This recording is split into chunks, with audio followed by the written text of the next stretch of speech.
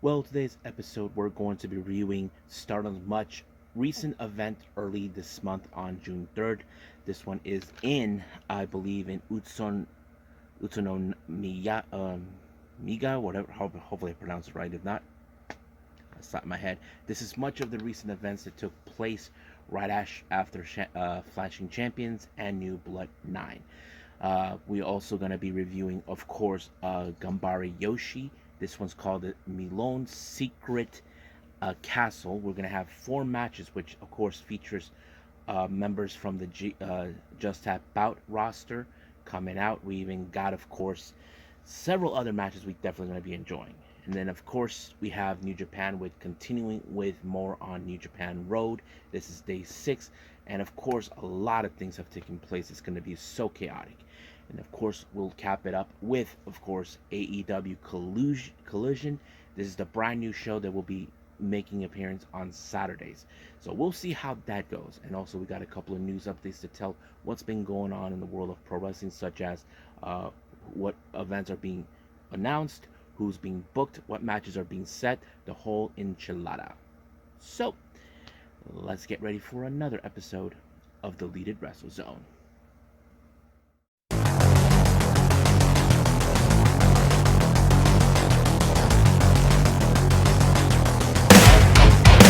Are you ready? Get up, get up! Get up, get up! Get up, get up! Get up, get up! Get up, get up! Get up, get up!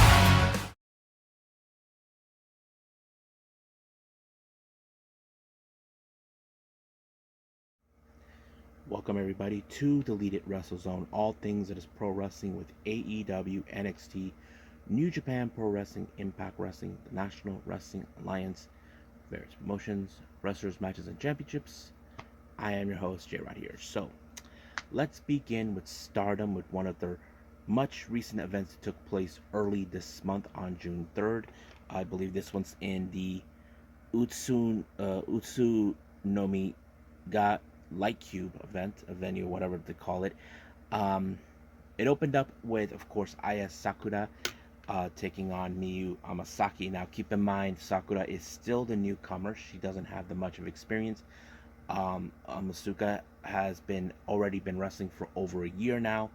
She has much better experience. So I kind of figured watching this match that this match was going to go forward with Amasuka in order to pick up the win. She used the Tenzai in order to pick up the win. Next match, we have a 3-way match. We have Saya Ida, representing, of course, Stars, Hina, Queen's Quest, and then, of course, our current Future of Stardom champion, Rina. Now, this is a very unique situation. Now, keep in mind, if you guys have been following Stardom, or those who are new to the channel don't know this, Hina and Rina are twin sisters. Their older sister is part of the Stars. However, this is a very interesting matchup. Now, Rina recently won this future belt recently against Ami Sodi in New Blood 8. But now you look at this situation where you can tell that Hina, her twin sister, who hasn't held that title just yet. Now we do know that their older sister Hanan has held it. So you probably think this is going to fall in favor somehow, that there's going to be a storyline built up where Hina will finally catch up to Rina and capture the belt. But that's going to be another time. But however, it was, of course, Rina with the jackknife pin onto Rina to give the win. But you know this is going to go back once again to Hina to get that title shot. Our next match, we have a trios match. We have Hanako, Yuna Mizumori, and Lady C taking on the entire members of the God's Eye roster. We have Suri, Amisori, and Mirai. Now, you probably can guess that this match was definitely going to go to God's Eye because, as you know, Hanako is currently unaffiliated with any faction. Yuna Mizumori, well, we know she's been back and forth recently, teaming with Cosmic Angels, but she's part of the Neo Stardom Army. And then, of course, Lady C, she is part of Queen's Quest. But I figured at some point of this match, God's Eye was going to win, but in fact, it was a Boston Crab by Mirai onto Hanako that picked up the win.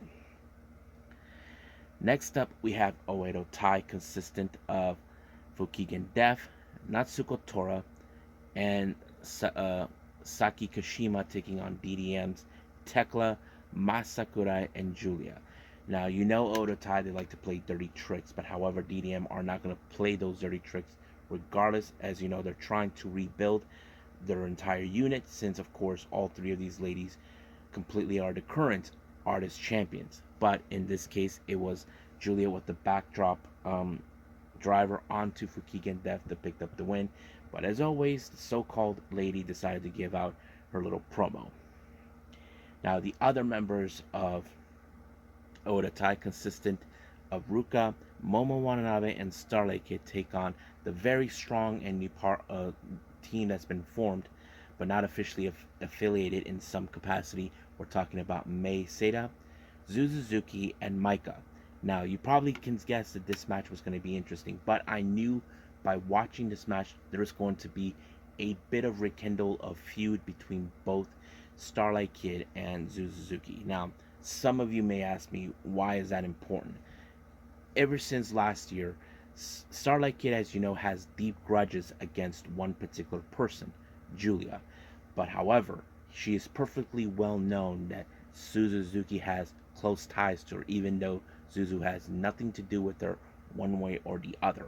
But that was not going to make this match any different. But however, it was Maika with the Michinoku driver on Ruka to pick up the win. But you know from this moment on, the feud between Kid and Suzu is going to rekindle and take it to the top. So that's going to be very interesting to watch. So we got to pay attention to that. Our next match, we have Queen's Quest, Saya Kamitani, Azumi, and Utami Hayashida taking on Cosmic Angels, Sayori Onoi, and Natsupoi and Tam Nakano. This is a very interesting matchup. Now, there's going to be some parts of this match that kind of fits in, but man, this match went all the way to 15 minutes. It ended in a time limit draw. But however, certain moments have arisen in two different ways. If you guys remember, what was it, early last year in 2022, the so-called worst kept secret was in fact right at the end of the whole story. Kamitani mentioned when she saw Sayori Onoi, she said that she recognized her as the mysterious lady that appeared right at the end when, of course, the world knows now Kairi is in fact back. However, you probably can guess that maybe it's somewhere down the line we will see Sayori Onoi take on what's her name, Saya Kamitani at some point. But however, all three ladies of Queen's Quest have taken a look at one particular person, Tam Nakano. If you guys can guess why, Tam Nakano has something that they want. We're talking about the white and the red belt. You can tell that they're hungry to get their hands on that belt. Keep in mind, Utami Hayashida lost the red belt to Sudi late last year, but she doesn't have it. Kamitani beat Tam Nakano for the white belt 2 years ago, so that kind of sets it in. But how this is going to play out, well, we'll see, because we know that Mirai has challenged for the white belt against Tam Nakano. Now, our main event, we have a 5-on-5 tag match. We have Club Venus, consisting of Mariah May, Xena, Jessie, Waka Tsukiyama, and Mina Shirakawa, taking on Stars, consistent of Momokoko, Hanan, Koguma, Zuki, and Mayu Iwatani. Now, what I did like about this, there was a bit of in the beginning of the start of the match. We have Hanan who got in the face of Jessie, and somehow Hana decided to rub under the skin of Club Venus, doing all sexy, getting on. But there was a moment in Twitter that, of course, someone told Mariah May that they should get Hana to join Club Venus, but Mariah said that I really like to have her. But she also made it clear she wasn't offended. She really wants her to join. But, of course, many people remember that Hana is the future ace of Stardom and possibly the future leader of Stars. So that is something. But she said that she will get, of course, Mina Shirakawa to sign on and see if they can try to recruit her. And I'm sure Mina will like that, but I don't know if she was offended about what Hanan did. So we'll see about that. But the match was pretty well known. But, however, certain factors have been played out. As you know, Mariah May does have one thing that she has in mind is the current IWGP Women's title. But so far, Mayu Iwatani hasn't defended it. She's never considered Mariah May as someone who would challenge her. But Who knows when that happened? But in this case, it was, of course, Hanan with the backdrop driver onto onto Waka to pick up the win. So it was a pretty good match, real fun. But we'll see what happens after that. I think that's pretty much it for our Stardom stuff. So let's move on with Ganbare Joshi.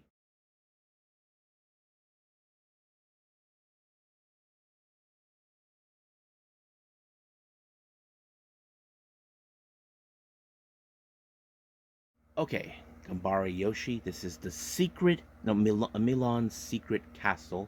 Took place just recently. Now, those who aren't familiarized with Ganbare Joshi, they do have a bit of a connection with Ganbare Pro Wrestling, which is a brand of where there's a lot of freelancers. Same thing with the Joshi Wrestling. Now, this is part of the restart era because, as you know, this particular brand does not include men, unlike what we see with Ganbare Pro. They do have mixed tag, intergender tag matches, intergender matches, that sort of thing. So if you're new to the channel, then you understand. Now our first match, well, our first thing what we have is, of course, the general manager, or as she likes to call herself, the Ganbare manager, Yuna Manaze, in fact, gave the lowdown and all that. As you know, I don't know if she'll be back wrestling soon, but we'll see what happens. But she addressed the fans, addressed the show about the show and everything else. Now, our first match, we have, of course, Riara taking on Anchem. I have to say, this is a very interesting match to watch because, I've seen how much Amchan has developed over the years. She is one of Ami Sakura's students. Riara originally came from At Risk Girls, but she came under the request from her friend Hasegawa. But I kind of figured this match was definitely going to go with Amchen because she has far more better experience than Riara. She applied the technique, and I think this is where you guys are going to be saying, what the hell kind of technique is that? Or the name of it. She calls it, I still don't know the name of that technique I saw that day. So it's more like an armbar type, but that's what she calls it. So don't ask me why she call it that way, but it seems long. Our next match, we have a got to move offer. We have Tokiko Kiyahara taking on Makoto. Makoto, if you guys know, she is a bit of a veteran in the Joshi world, but she did play pretty well. There were some good submission moves from both ladies, but however, it was, of course, Makoto with the Renkai no Kai that picked up the win, putting her away. Now, our next match, we have representatives coming from PPV Tokyo. We're talking about Ichika Miyabi and Marika Kobashi taking on the Miyako Gundam, consisting of Alex Ri and Miyako Matsumoto. Now, Miyako Matsumoto has been a pain in the ass to the general managers, to the management of Ganbare Joshi. They never wanted her to be part of this whole thing, but she decided to insert herself. She even threatened a former employee of Ice Ribbon who she knew if she didn't get what she wants, then she's going to come by to his house and break his neck. But however, she's been making her way this way. Once again, she decided to throw in an aggressive side to her opponents. However, she was Alex Lee who picked up the win with the Vinco Flex onto Miyabi. However, at the post-match, Matsumoto announced that, of course, that now there's 500,000 members in the Miyako Gundam. She introduced a brand new member. Now, this is a person I haven't seen for quite some time. She's also from the Ice Ribbon promotion. She's been on hiatus. We're talking about Bani Oikawa. No one's seen her for quite some time, but it appears that Matsumoto actually brings her around. But the one thing that Bani was not happy is the fact that there is no intergender matches. But, of course, Matsumoto told her if she sticks with Ganbare Joshi, maybe she'll try to convince. But however, the guy who, of course, Matsumoto has issues towards, Michiyoshi Mashima, told her that if she wants to get involved in intergender matches, she needs to stay with Joshi Wrestling for quite some time, since, of course, the Ganbare Joshi does not have intergender tag matches. But he said he will put a good word to Ken Oka, who runs that brand instead. So But it seems like he likes Banny more than Matsumoto from what I can tell. But that's how it goes. Now, our main event, we have members of the Just Tap Out promotion, Misa Kagura, who I would like to call the clone of Tam Nakano, and her tag partner, Sumika Yanagawa. They take on Hiroshi Hasegawa and Yuri. Now, this is a very interesting matchup because, as you all may or may not know, Yuri originally came from Just Tap Out. She left the promotion about a year and a half ago, but she ended up being in this promotion. However, many of the Just Tap Out Yoshi girls followed her to this promotion. But you can tell that this match was a very interesting one.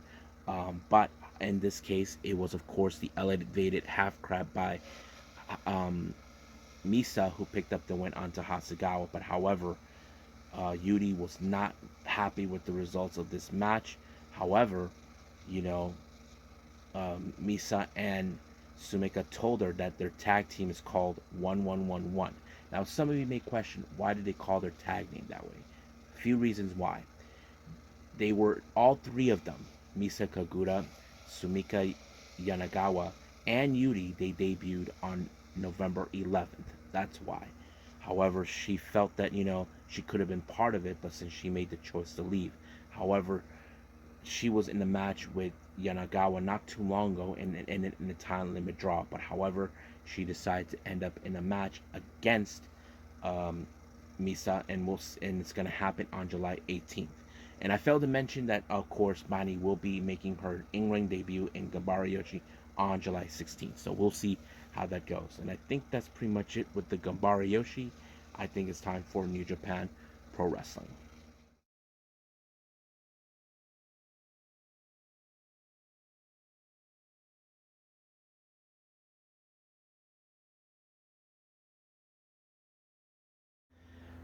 Okay, so New Japan Pro Wrestling with New Japan Road. This is day 6. Now, some of the shows that we haven't seen are all live shows. They don't have anything that was broadcast. So, just letting you guys know on the record that this is just their most recent one they've been doing. It opened up with singles competition. We got Kosei Fujita, or as we call him, the Ichiban Sweet Boy, taking on the Way of the Grand Master, Master Wato. Now, you probably can guess that this match would have fallen in favor to Master Wato due to the fact, but I felt that he did help put over Kosei Fujita, who's been growing up significantly since he decided to be a member of the TMDK with Zack Sabre Jr. and company. But however, it was Master Wato with the Reinsemente that picked up the win. Next up, we got Yuto Nakajima teaming up with Ryosuke Taguchi to take on Bootleg Oleg, and of course, as Kevin Kelly would say, hey look, it's Hamna. That's right, we have Tomoka Aki Hamna. Now, the X factors in both sides of both teams, both of them have young lions, so they could be the weakest link in this match as always.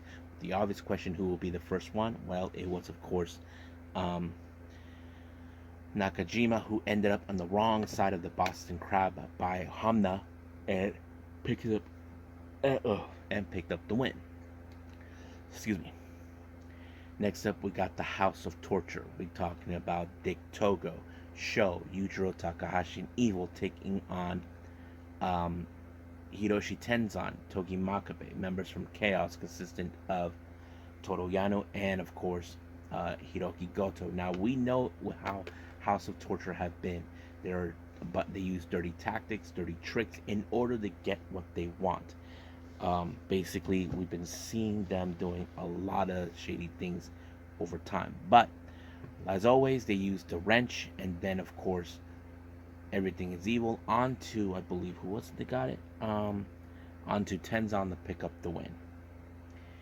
Now we got the BC, the Bullet Club War Dogs, consistent of Ghetto, Drilla, Maloney, and of course Clark Connors, and going to war against the United Empire, consistent of Great Khan, Catch 22's Francesco Cara, and TJP. Now, keep in mind, Dan Maloney betrayed United Empire because he was sick and tired of them telling him what he can or can't do, like smoke a cigarette or go out for a beer.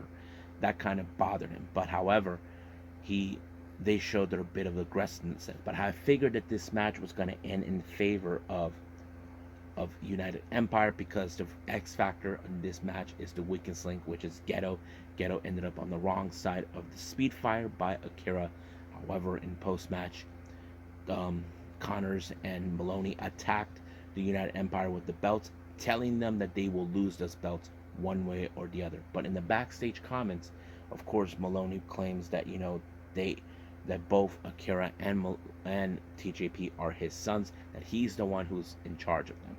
And of course, he even insulted Great Khan, saying that you won a belt that doesn't belong to you. So that kind of sits in. So we'll see how that plays out. Our next match, we have the other members of the Bullet Club War Dogs, Alex Coughlin and Gabriel Kidd. They take on Oscar Lobe and, of course, Yoshihashi.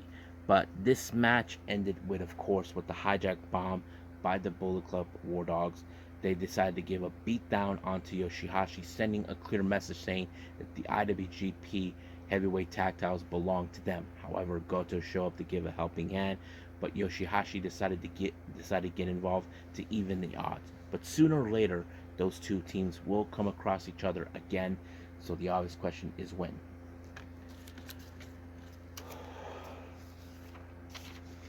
Next up, we have Shota Umino teaming up with Tiger Mask and the members of Strong Style, Ren Narita and Desperado. They take on the members of Yo, Tomohiro Ishii, and Kaguchika Okada, along with Hiroshi Tanahashi.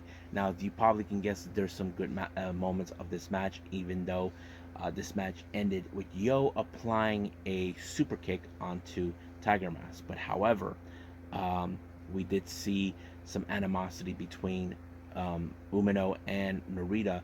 As you know, these two guys were in the same class as Young Lions. But however, the brawl continued with Desperado and Ishii. So that kind of ended right there. However, at the end of the match, of course, we know that Jon Moxley will be heading to Japan for New Japan Strong for a 2-day show in Cork and Hall on Independence Day. He teams up with Homicide to take on Desperado and a partner of his choosing. However, recently Desperado asked Jun Kasai if he can be his tag partner. However, he said he'll give it some thought. And of course, right during that time, he gave it some thought, saying, "I'll do it." However, Despy also reminded him that not only they'll be good partners, but at the same time they will be rivals at some point. So of course, Jun Kasai knows it too well. Next up, we got a bit of changes now. As you may or may not hear, Doiki was fallen ill, so he couldn't participate. So they did something interesting. So they divided both sides of the LIJs and Just Five Guys into halves. First team representing of LIJ, we have Shingo Takagi and Tetsuya Naito taking on Taka Michinoku and Taichi. So this was a very interesting matchup. Now, Taichi, as you know, he beaten Shingo for the KOPW title recently, but you probably can guess that there would be some rekindlement between those two at some point. But it was, of course, Shingo with the pumping bomber onto Taka Michinoku to pick up the win. Now, the other members of LIJ were consistent of course, Hiromu Takahashi and Yota Tsuji, who is the newest member, taking on Yoshinobu Kanemaru and Sanada. Now, this thing between Tsuji and Sanada is not officially done just yet. We know that Tsuji will come back and aim for the IWGP World Heavyweight title at some point. But it was Hiromu who picked up the win when he applied, of course, the time bomb onto Kanemaru to pick up the win. Now, as you know, he does his little promo thingy, and of course, the members of LIJ decided to mess with him when they try to do the fist bump, but they're like, nope, sorry. So that's kind of cold, but that's how it is because Naito likes to mess with Hiromu every chance he gets. So I think that's pretty much it. So let's move on to our final review, AEW Collision.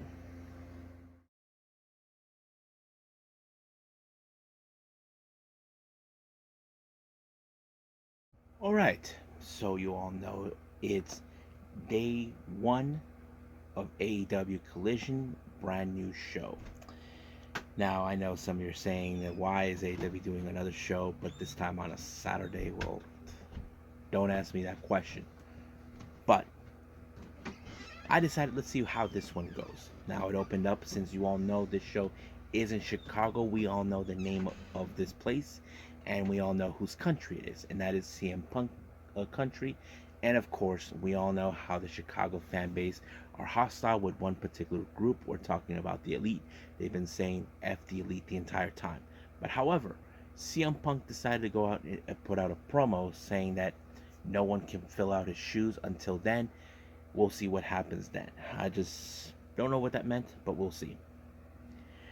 Now, the TNT's title has been once again on the line. Wardlow defends it against Luchasaurus. Now, we know recently he defended it against Christian Cage at Double or Nothing, but Christian did not take the loss, likely due to the fact that he blamed Arn Anderson for what he did, costing him the match, and attacked his son. And then recently on Dynamite, we did see that Arn Anderson was attacked by Luchasaurus and Christian Cage, making sure that Wardlow does not have someone that got him.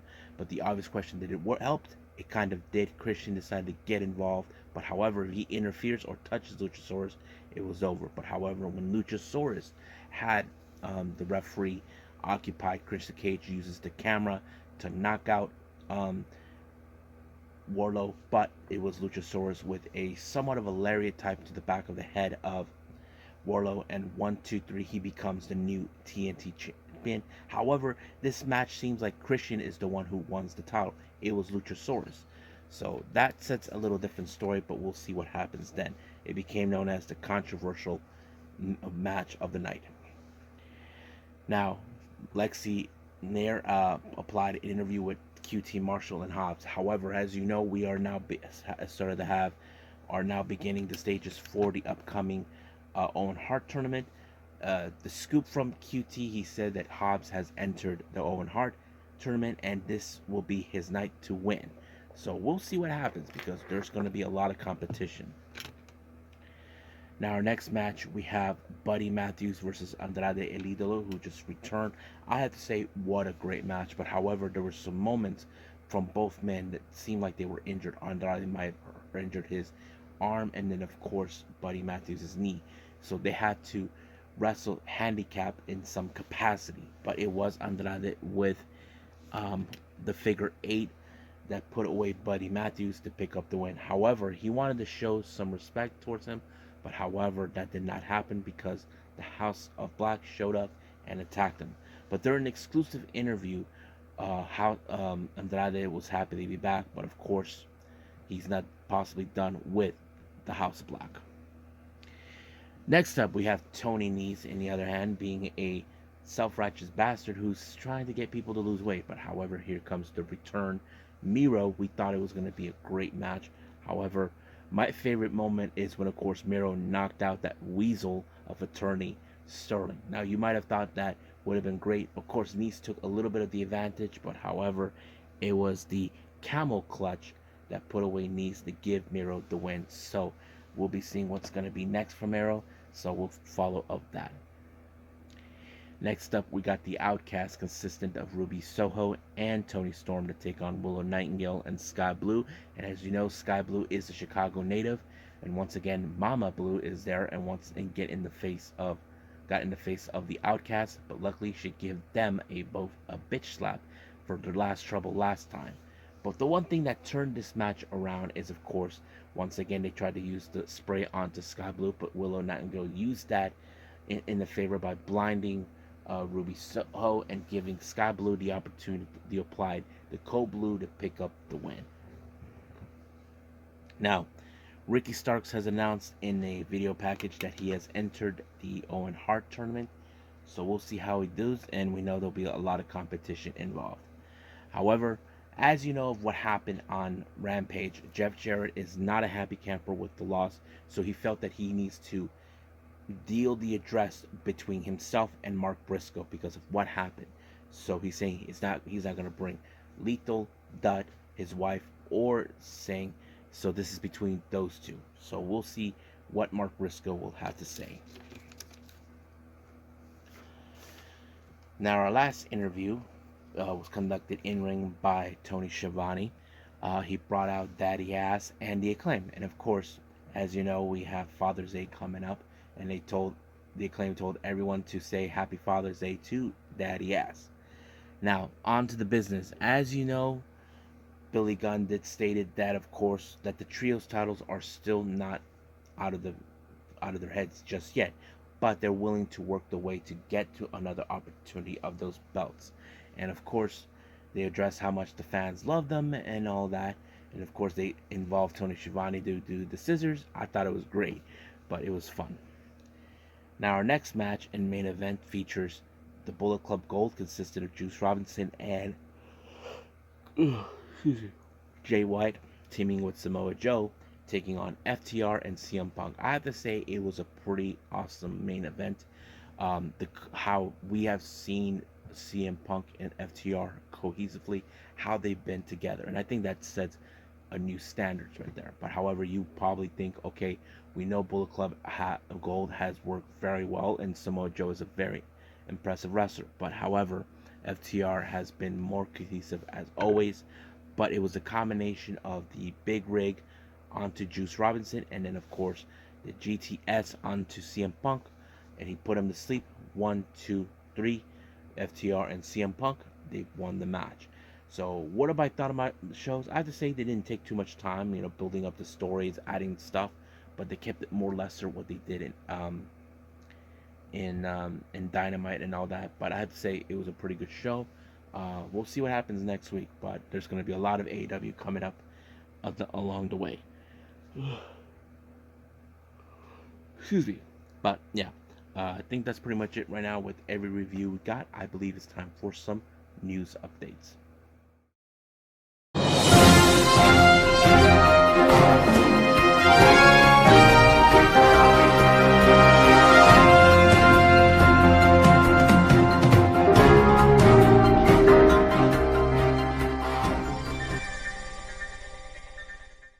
Okay, here's what we have for our news updates for everyone.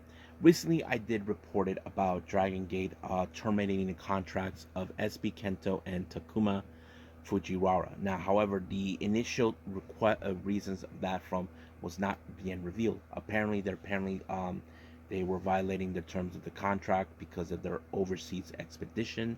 They tried to reach a new agreement, but apparently there was no agreement from both sides. So, respectfully, Dragon Gate terminated their contract. So that means SB Kento and Fujiwara, it will be free agents. So who knows where they end up, but we'll be paying attention closely once that day happen. Pro Wrestling Noah has announced for their July 15th event that Katsuhiko Nakajima will be in action to take on All Japan's talent Kento Miyahara. This is going to be interesting to watch. I can't wait to see what's going to happen or hear from it.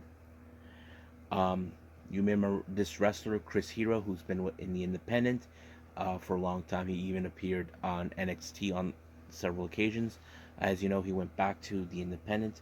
It was announced that it was revealed that he was at the backstage of AEW Collusion. Now it's still unclear what was his purpose being there. We still have no clue, but we'll find out as soon as possible.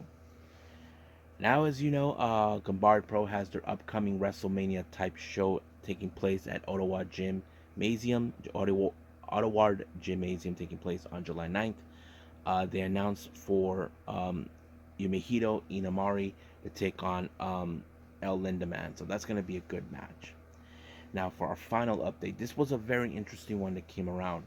Recently, Natsupoi has spoken about the kind of person Sendai Girl's Chihiro Hashimoto is, how strong she is. Hashimoto responded that she thinks, she appreciates how she's doing. So we are going to see those two in the match, even Natsup responded.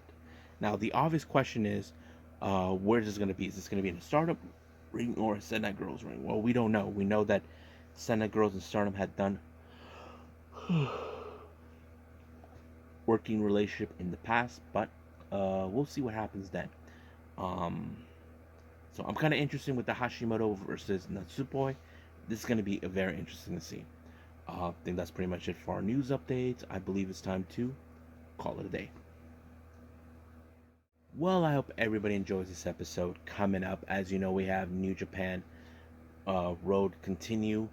We do have the latest GCW Thank Me Later, and if there's anything else, I'll put that out. Hopefully, we'll get everything done. I'm going to try to keep this shorter for the next episode due to the fact that on Monday I go back to my regular day job, which is a real pain in the butt. But however, that's not going to stop me one way or the other. So I'll do the best I can for everyone, and we'll see what happens then. But until then, for now, I will see you guys in the next DWZ time. Same DWZ channel. I must bid all of you adieu. So, goodbye. Mwah. And have a nice day. Bang.